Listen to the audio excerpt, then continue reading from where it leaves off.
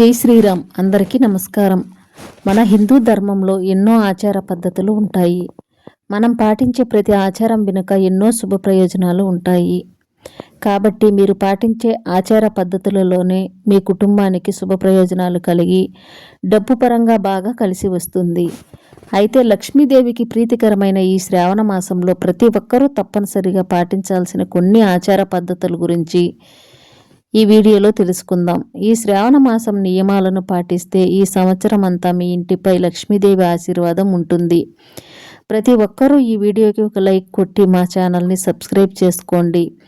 అలాగే లైక్ కొట్టడం మాత్రం అస్సలు మర్చిపోకండి. అలాగే జై శ్రీరామ్ అని కామెంట్ చేయండి.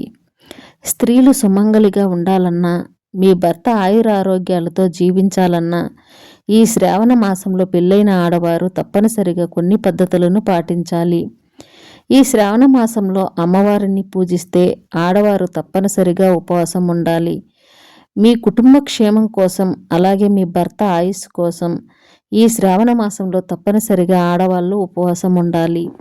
ముఖ్యంగా ప్రతి శ్రావణ సోమవారం, అలాగే శ్రావణ శుక్రవారాల్లో ఆడవాళ్ళు ఉపవాసం ఉంటే మీకు మీ కుటుంబానికి చాలా మంచి జరుగుతుంది. మన హిందూ ధర్మంలో దైవ మంత్రాలకు చాలా శక్తి ఉంటుంది. భక్తి శ్రద్ధలతో దైవ మంత్రాలను జపిస్తే దేవతలు త్వరగా ప్రసన్నమవుతారు.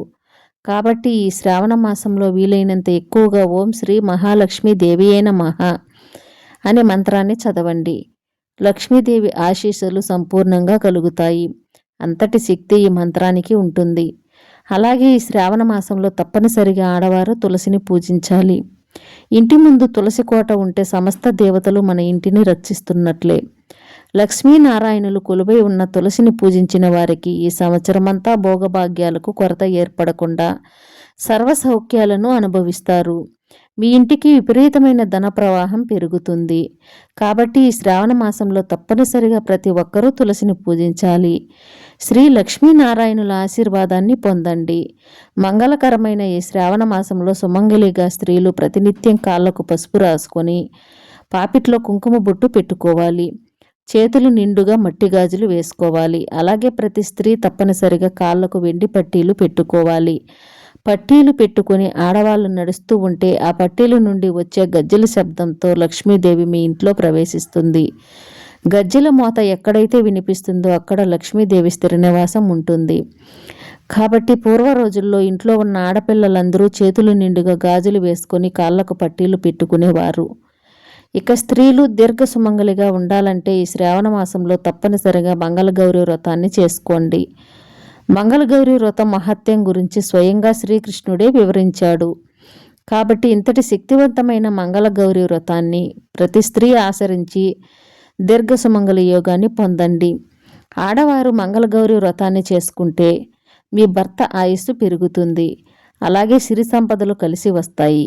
ఇక అత్యంత శక్తివంతమైన వ్రతం వరలక్ష్మి వ్రతం.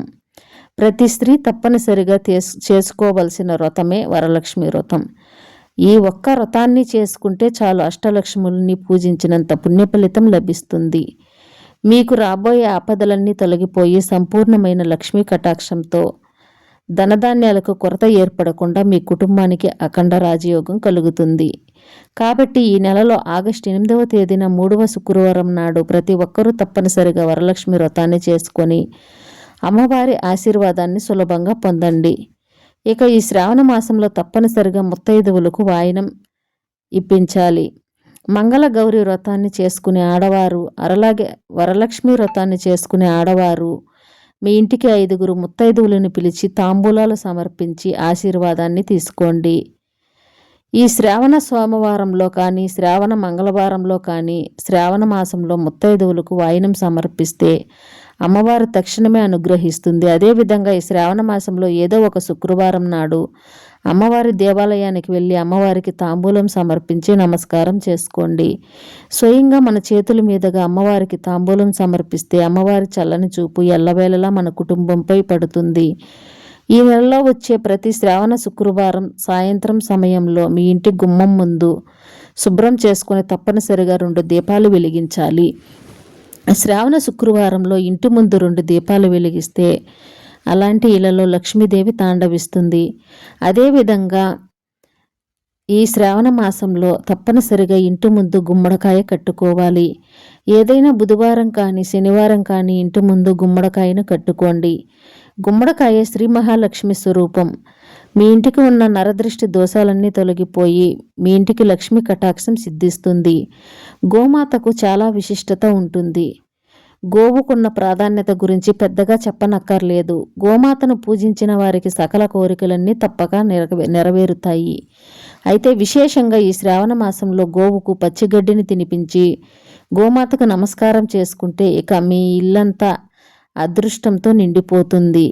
మీ అంత అదృష్టవంతులు ఇంకెవరూ ఉండరు. సకల దోషాలన్నీ తొలగిపోయి మీ జాతకంలో విపరీతమైన అదృష్టం కలిసి వచ్చి అపారమైన సంపదలతో మీ ఇంటికి కలిసి వస్తాయి.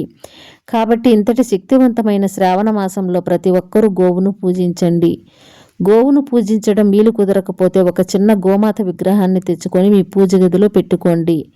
ఈ శ్రావణ మాసంలో ఉదయం స్నానం చేసి ప్రతినిత్యం గోవుకు నమస్కారం చేసుకుంటే ముక్కోటి దేవతల ఆశీర్వాదం కలుగుతుంది. ఇక మనలో చాలామంది విపరీతమైన డబ్బు సమస్యలతో ఇబ్బంది పడుతూ ఉంటారు. అలాంటి వారికి శ్రావణ మాసం ఒక గొప్ప వరమనే చెప్పుకోవచ్చు. ఎందుకంటే ఈ శ్రావణ మాసంలో వచ్చేది ఏదైనా ఒక శుక్రవారం నాడు మీ పూజ గదిలో ఐశ్వర్య దీపాన్ని వెలిగించి లక్ష్మీదేవిని పూజించండి.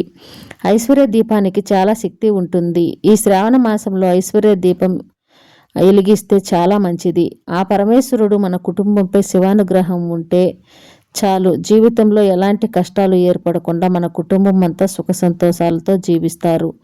కాబట్టి ఈ శ్రావణ మాసంలో వచ్చే సోమవారం నాడు ప్రతి ఒక్కరూ శివాలయానికి వెళ్ళి శివలింగానికి అభిషేకం చేయండి. ఒక చెంబుడు నీళ్లను శివలింగం పైన పోసి ఓం నమఃశివాయ అనే మంత్రాన్ని జపిస్తే ఆ శివయ్య ఆశీర్వాదం మన కుటుంబంపై ఎల్లవేళలా ఉంటుంది. ఇక ఈ శ్రావణ మాసంలో మీ స్తోమతను బట్టి పేదవారికి దాన ధర్మాలు చేయండి. అన్ని దానాల కంటే అన్నదానం చాలా గొప్పది. కాబట్టి కనీసం ఒక్క మనిషికైనా సరే ఆహారాన్ని దానం చేసి కోటి జన్మల పుణ్య ఫలితాన్ని మూటగట్టుకోండి.